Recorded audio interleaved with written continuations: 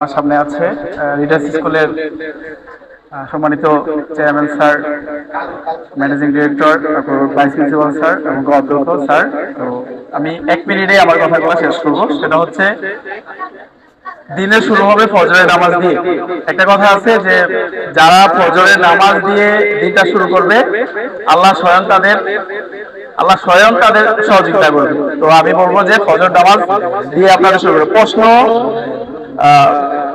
প্রশ্ন পেয়ে আপনারা যা করবেন, প্রশ্ন পেয়ে অনেকেই দেখবেন অনেক কিছু লিখে ফেলতেছে। আপনারা এদিকে না চেয়ে আপনারা একটু দেখবেন যে প্রশ্নপত্রে কোথায় থেকে প্রশ্নটা করলো, কোন চাপটা থেকে প্রশ্নটা করলো, এটা একটু ভালো করে একটু ফাইন্ড আউট করবেন যে কোথায় থেকে প্রশ্নটা আসলো, কিভাবে লিখতে হবে। এবং এই প্রশ্নগুলো অনেক বেশি বড় করবেন না। যদি বেশি বড় করেন তাহলে কিন্তু আপনারা লিখে শেষ করতে পারবেন না।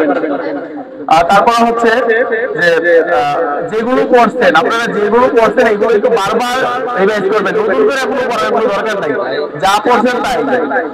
পরীক্ষা দিয়ে এসে অনেকে আছে এমসিকিউ সিকিউ মিলান শুরু করে, এগুলো করা যাবে না। আপনি পরীক্ষা দিয়ে আসছেন, যে প্রশ্নটা দিয়ে আসছেন ওই প্রশ্নটা কি করবেন, রেখে দিবেন। কারণ এই প্রশ্নটা যদি আবার বারবার যদি এই করতে যায়, আপনাদের সময় যদি নষ্ট করেন না, পরীক্ষা দিয়ে এসে একটু ঘুমাইয়া তারপরে পরের দিন এই করে শুরু করবেন।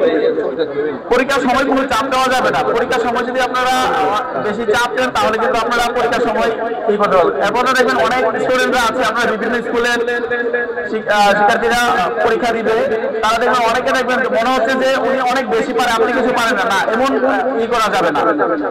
আপনি যা পারেন তা নিয়ে একটু সুন্দর করে শুরু করবেন, তাহলে আপনার হবে।